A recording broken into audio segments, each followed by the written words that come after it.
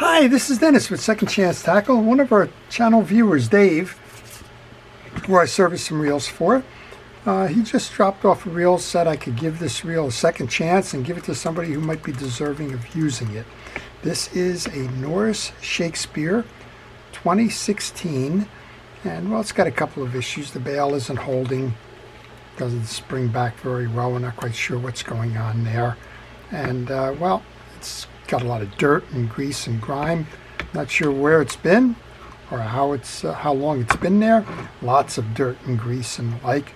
And we're not going to go very far before I pause the video and take the line off of it, because this reel is going to need a good cleaning. And I'll do a little bit of that while we show you how to take the reel apart, service it, get it running again, and then hopefully find a nice home for it where it can be given that second chance. So I'll pause right now, but before I do, I want to encourage you to subscribe to my channel if you like the art of fishing reel service and repair. If you like to learn about the history of fishing reels, a little bit about the history of the manufacturers of the fishing reels, the styles, the uses of them, and so on, then I would encourage you to subscribe to my channel. If you do subscribe to my channel, please use that notification button. That'll let you know when I'm posting, and you'll be able to decide whether that's something you want to see or not. Okay, I'm going to pause it. We'll pull that line off. We'll do a little bit of preliminary cleaning. We'll come back and we'll do the service. Okay, well, it took me a little while. I've got the line off. Did a little bit of a pre-clean with some Flitz metal pre-cleaner. We'll do a little bit more of a deep clean. You can see the dirt and the stuff that is accumulated on the spool. We'll do our best right now. I'm going to use a little bit of WD-40 on top of that pre-cleaner. I use a penetrating oil as a degreaser. Lots of different products you can use. I just grab that one because it's convenient. And it will take off most of the accumulated dirt. Well, there's a couple of lessons to be learned from this reel. Let's start with the name. The name is Noris Shakespeare. And no, that wasn't a son, brother, cousin, or somebody else that had the Shakespeare name. But Shakespeare was a family-run business for quite some time, founded by William Shakespeare. Now, Noris was a English manufacturer, and Shakespeare acquired them. And when they acquired them, they co-branded the reel. It became Noris Shakespeare. It was available in England, which is kind of unusual. Why we have an English version of a Shakespeare reel here in the US. But this reel is also made in Japan. So we've kind of got an international reel here. We have a reel with English origins in the US, made in Japan. Well, there you go. Well, this is an example of why you want to change your line frequently, and why you want to hose down your reel when you're done fishing for the day. You can see the paint's just flaking off here because the reel hadn't been taken care of before it was stored. It just comes off in flakes, right? And that's just the salt and the debris and the like getting underneath it. And this is nobody's reel. This, again, Dave gave this to me, said might want to do a video on it, give it a second chance. So I'm just going to knock all of that old paint off. I guess one of these days I'm going to get around to doing a video on kind of restoring the paint, right? I don't typically repaint reels, so that's generally why you would see or wouldn't see that video from me. But for now, I'm just going to kind of chip that off just so it doesn't get in the way. It's blistered on a couple of places. And when it gets blistered, that becomes a problem because the ridge that remains from the piece that fell off, for example, here, that'll cut into the line. Well, the idea here is to show you how to service this reel.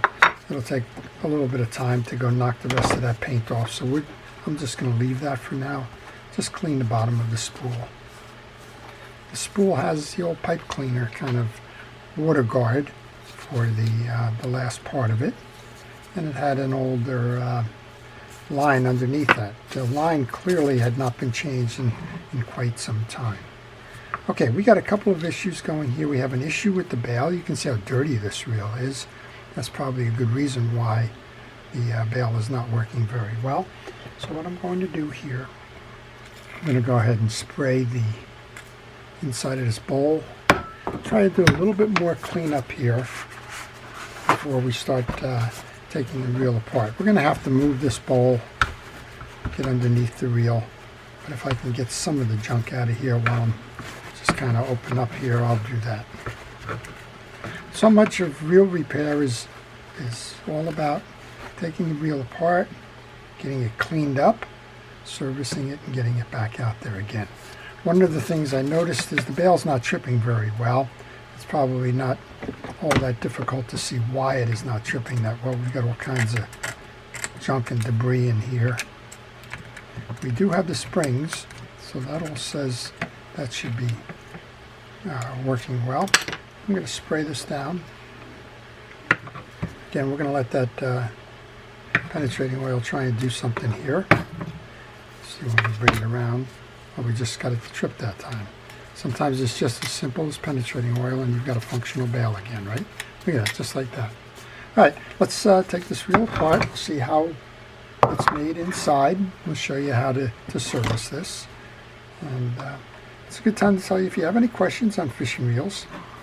Maybe you're working on one and you're stuck. Maybe you just want to know a little bit more about Noris and their production in England before they became a Shakespeare one. Well, I'm not going to have a lot of more information for you on that.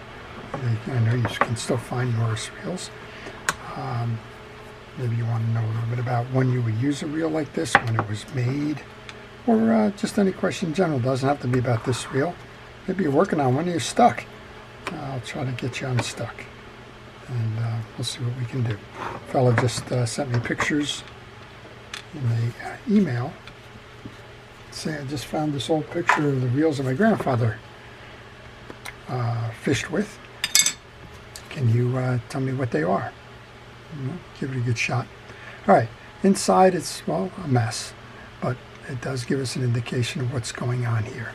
Let's see if we can mop some of this off to show you. This is a good indication of why the reel is running tight. We have a crosswind block held in by 2 screws. Got some very old grease. The crosswind block and the 2 screws are attached to the axle shaft, which we will be able to remove. Then we've got a main gear and some other pieces behind that. So let's start taking this apart so we can give it a good cleaning and inspection. This reel at the moment does not appear to be a ball bearing reel, but there may be one hiding up top under that rotor. So we're going to have to go see. To get the rotor off, we're going to have to remove the axle shaft so we have a little access to the rotor nut. Maybe we'll take some of the other pieces off. When you do this now, take pictures. You want to make sure that you have reference points so that when you go to reinstall, you're not lost if you've forgotten the sequence or the order of the assembly. Sometimes the orientations flip and flop on you and you kind of wind up scratching your head a little bit. Pictures help tremendously. Okay, those 2 screws are out. When I take my pieces and parts off, they go into a parts tray. So I'm going to try and take the handle off right now. This is a handle that screws into the main gear. It comes off in a clockwise manner. Looks like we're also holding the main gear in with a little shield over here. All right, we've taken the 2 screws out. If we hold that crosswind block, we should be able to pull up and out on the axle shaft. I keep those towels on my desk. I like to just get all those greases off and the debris into the towel. It's better than sitting on my desk and transferring to the next project. All right, now we can see that we've got a nut here. I'm going to try and get that off. That looks like it might be a 12 millimeter.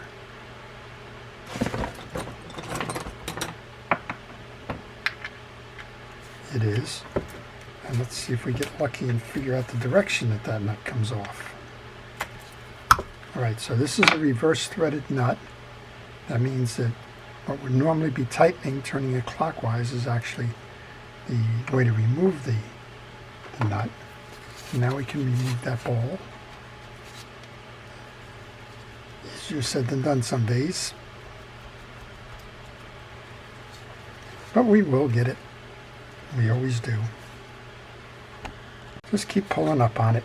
There we go. Yeah, we don't have, I don't believe we have a burring in here. I think it's a bushing. Nope, it is a burring. I don't know. It's hard to say right now. All right, let's remember how these go. This goes here. I'm going to actually put it right back on there for a moment. We have that keyway in here that's holding for the rotor. I want to take that off, and I want to do a little bit more cleaning here. We have another one of these washers underneath, so I'm going to put both of those on to the stem for a moment. We'll give it a good spray, grab some cotton swabs, see if we can't finish what we started with some of that mop up before. Now, if this was so dirty that you couldn't get under the spring, you weren't getting the tension and the like, then go ahead and remove the bail and all that the associated hardware. But right now, my cotton swab, as you can see, gets under that spring and arm, the bail trip arm. The penetrating oil is doing a wonderful job, as it normally does, of getting the dirt out. And so you don't need to necessarily detach that. And we saw when we kind of did the first pass at this that the bail was refiring again. So I'm just going to go ahead and mop up with the paper towel.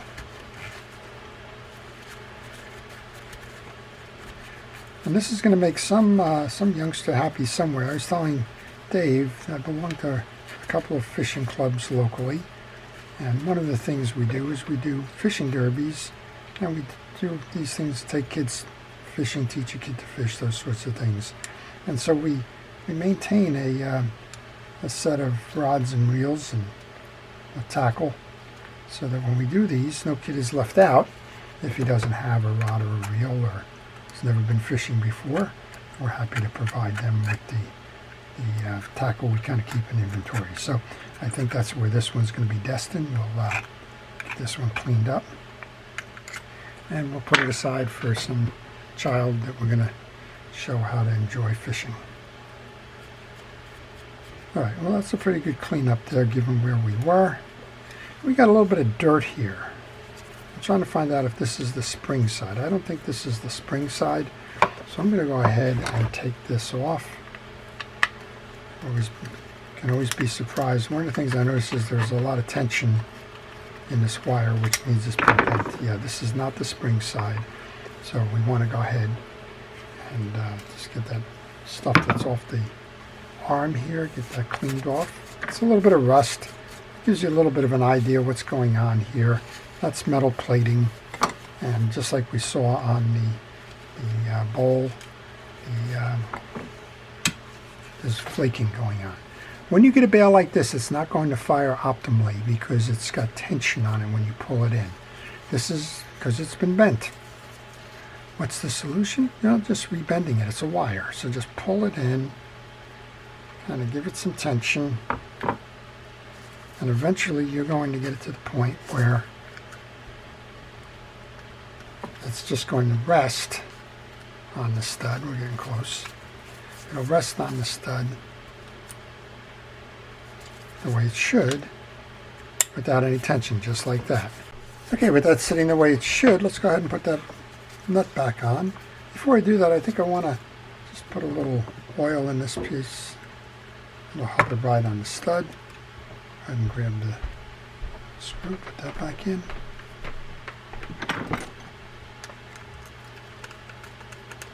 Open that up.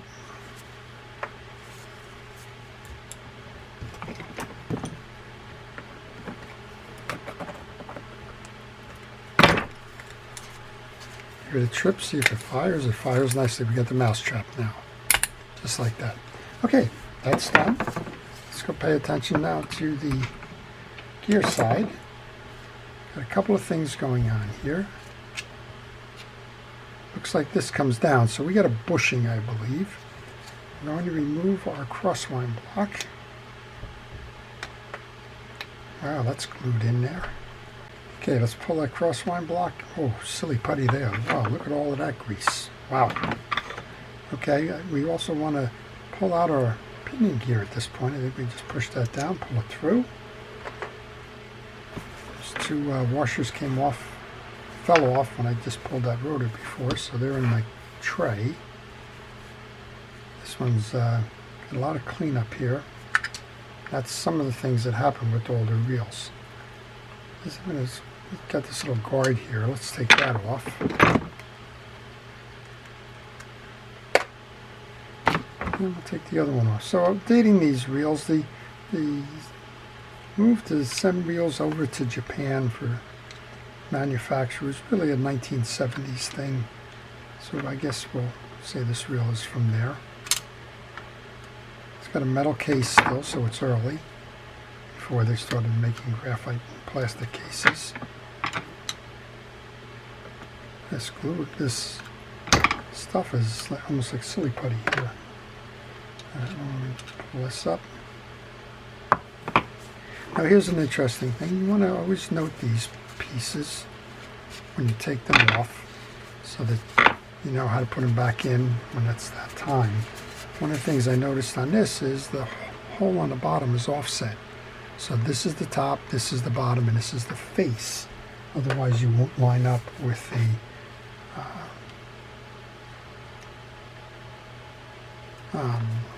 the screw holes.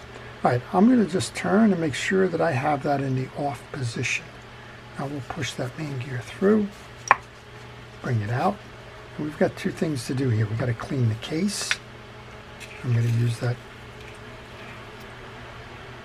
penetrating oil to clean the case.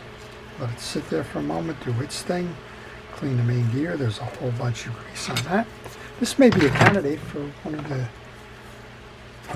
most loaded reels that I've dealt with in a while.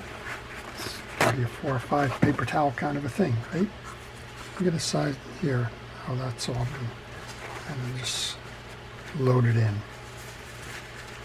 Now the question is, was it loaded in like this in England and brought over here? You know, a lot of GIs and tourists and travelers and that bring stuff one way or another. So it is possible that maybe somebody was stationed in Europe, bought the thing, and came back after they served, and fished with it for a long time to come. If reels could talk, I'd love to learn the histories of some of these. All right, that's out, cleaned. Let's deal with this mess here. Fortunately, the penetrating oil does loosen this up quite a bit. I'm just making sure. I'm thinking that there's, there is a blast, like a brass or a copper bushing here. I don't want to knock that off or lose that. Your crosswind block won't work properly. Once I get enough of that off, I'm going to grab a metal brush here and pull all of that stuff through, so that I unjam the teeth from all that old grease. A little more spray on that should probably clean that up. There we go. Almost as good as new. There's no damage on it. You want to check the teeth. Make sure that they're all nice and solid. These are. Same thing on the back here. In the back there's not much going on. There's that anti-reverse dog. There's no teeth in that regard. There is spooling for the ratchet. Okay, that did pretty good. All right, we have the main gear. We want to just do one more thing. Here's the case. And again, you can see how that cotton swab gets into all the tight areas. You can also see that that was an oops.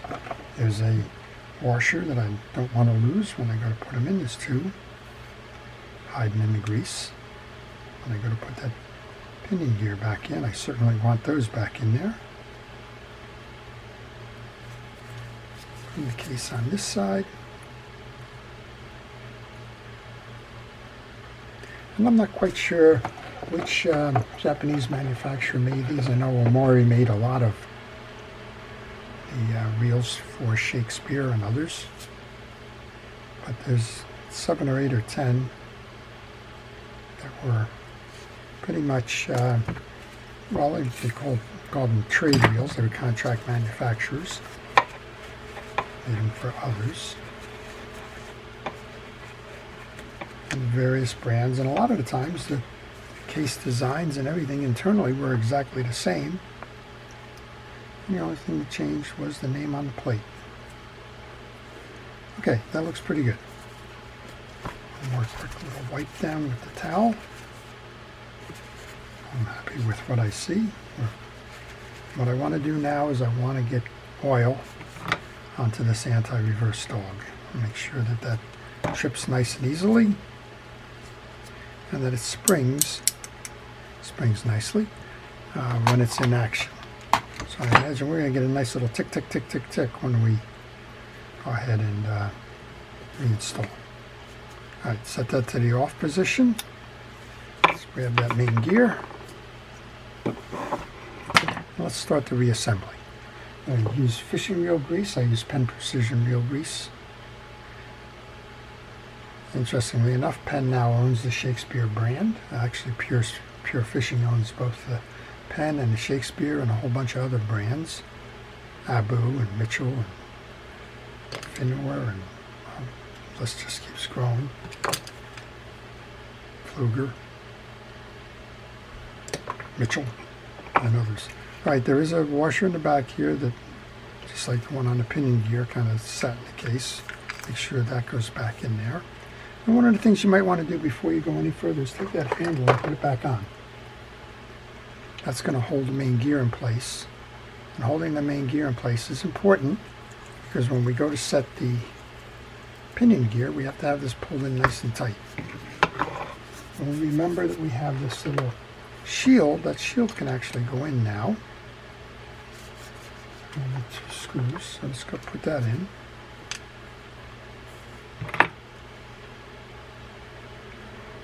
I like to get the parts in and out of my parts tray as quick as I can because, well, memory can fail you, and if you go too far in one direction or the other without doing a check, next thing you know, you're way out of sync in terms of doing this thing efficiently. Well, that little screw is failing me, so I have a screw starter here.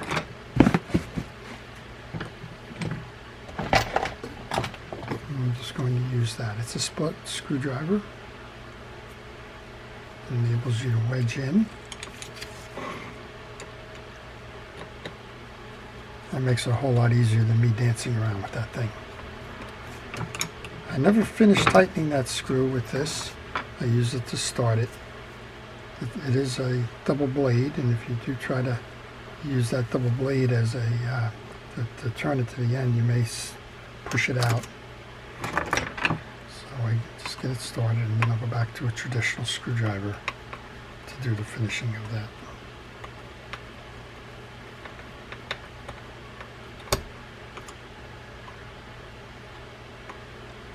Well, that crosswind block is going to ride on this guide here, so you're going to want to put a little bit of grease on there as well.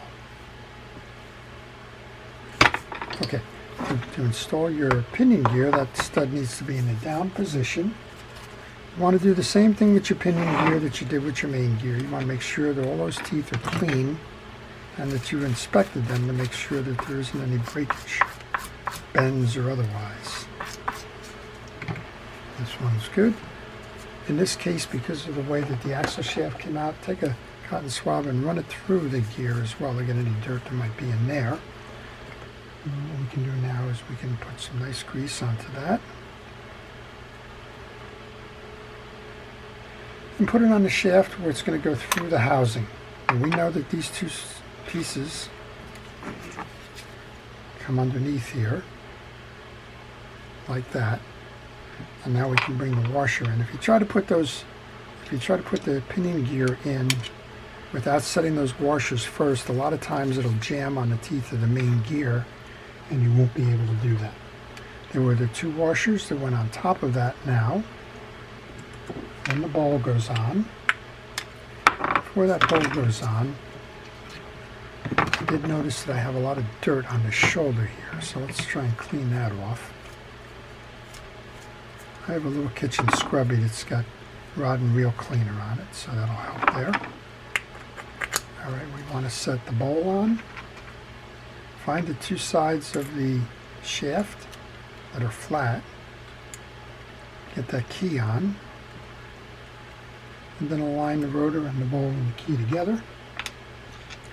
Remember, this came off in a clockwise direction, so it goes back on in a counterclockwise direction. Looks like I rolled that piece. So this is going, the old lefty-loosey actually tightens this one. Okay, we're back on with that assembly. Spin it if you like, make sure everything's working. It is. Let's come on back here and grab that crosswind block. Get some grease in the channel and on the face. Then remember how this went. This went this way, and it actually sits on both sides of that guide.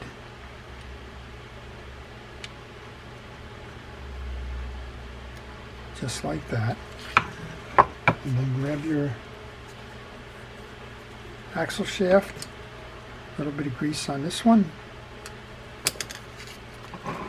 Bring that in. Then line your 2 holes that are for the screws with the 2 holes in the crosswind block. Go to your parts tray and get those 2 screws. You can tighten those down. So it's not a complicated design, but it's not a cheap design either. It doesn't have any ball bearings. You know what? Doesn't need them. This is comparable to a 50 size reel by today's standards. It's good on piers, boats. You could use it for surf casting, inshore, ocean for sure. It's solid enough and dependable enough that it could be done. And it was of that era where we didn't need 13 ball bearings to think we have a good reel. I would put this one up against any reel from that era, and I'm sure it would just do fine. All right, that's on now. All we want to do now is test it before we close the case up. Give it a spin. Very nice, very smooth. Put your click back on. Get that signature chit-chat that you get with these. Okay, we'll put the plate back on, and we'll go up top. We'll see what's going on with those drag washers. Again, before I get in there with the screws, there's a little bit of dirt in those cavities where the screws sit, so I'll use that kitchen scrubby again. And we'll put those 4 screws in. We'll make this one a reel of the day as well. There's a lot of folks who have been watching the reel of the day shorts that haven't been watching the full assembly and take apart and cleaning and how to service the videos, so I don't want to leave them out here when we do those reel of the days. Same thing when you see a reel of the day. If you see one, you're interested in its servicing, and I haven't done a video on it. If I have the time, and if I still have the reel, because a lot of these are customer reels, if I still have the reel, I'll try to do that video that way as well.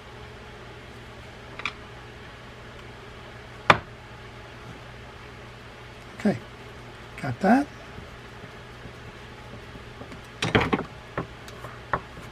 Clean up around that handle there.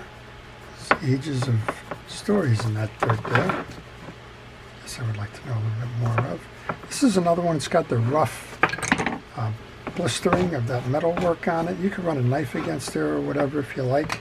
It's also a little bit of tired on the handle. This handle's got a steel screw in it, so there's probably rust in there. Use your penetrating oil for that. There is a C-ring here that we're going to want to pull out if we can. I'm going to use a razor knife, come in behind it, see if I can work that up and out. Sometimes you can, sometimes you can't.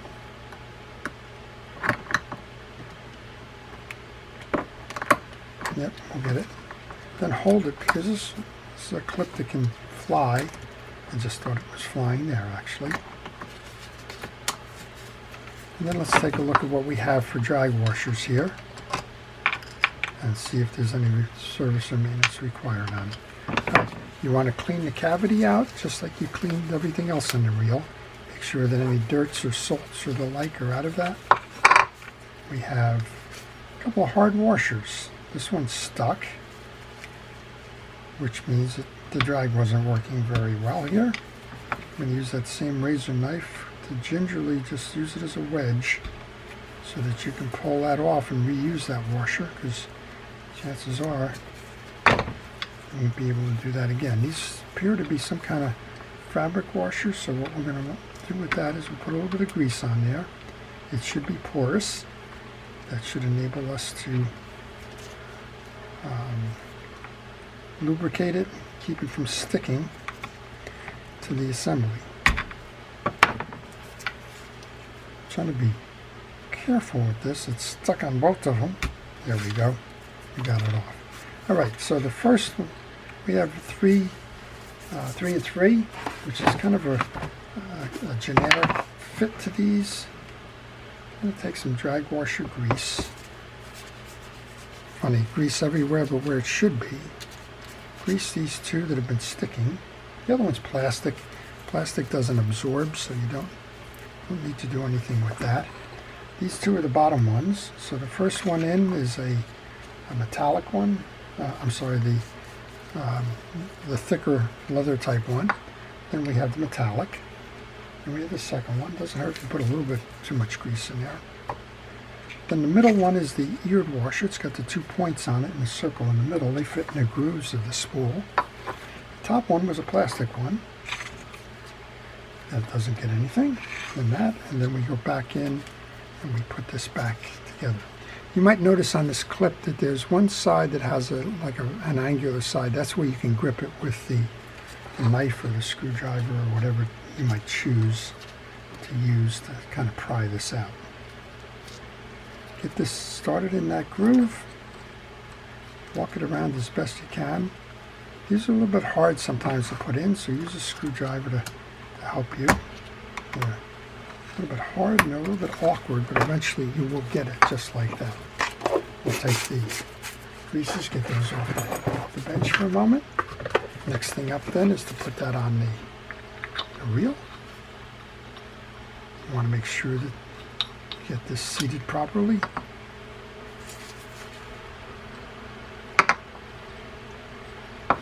Sometimes if you're struggling with getting these things lined up, turn it upside down, and that'll align those keyed washers this way. Then you can go back in from the top end, and it seats a lot easier.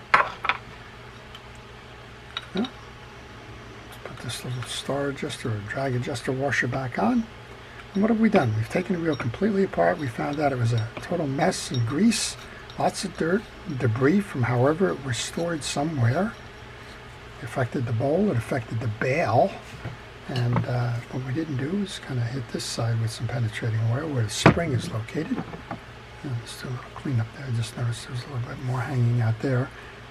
I'm not done with the reel. The reel will go on a pole for a child, as I mentioned, but right now, for the video, I think we're pretty much at our limits.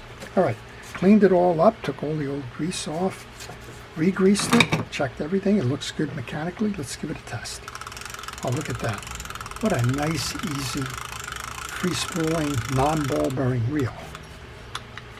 Load it, make sure your bail opens. Look how smooth and nice and easy that closes. What a joy. That's going to keep somebody fishing all day, reliably and dependably, and, well, just what you come to expect from these older vintage reels. I hope you've enjoyed that. To our first responders and essential personnel, thank you for everything it is that you do to keep us safe. Fire, rescue, police, first aid, EMT, Love what you guys do. Thanks for making that a career choice. To everybody, please stay safe, stay well, stay watching. If you have the opportunity to pick one of these up at a flea market or a yard sale or wherever you might find them, eBay, etc., well, now you know what you got. It's a nicely designed, dependable reel. Go ahead and take it apart, clean it up, do the same. Get it on a pole and take it fishing. This is Dennis with Second Chance Tackle. Have a great day.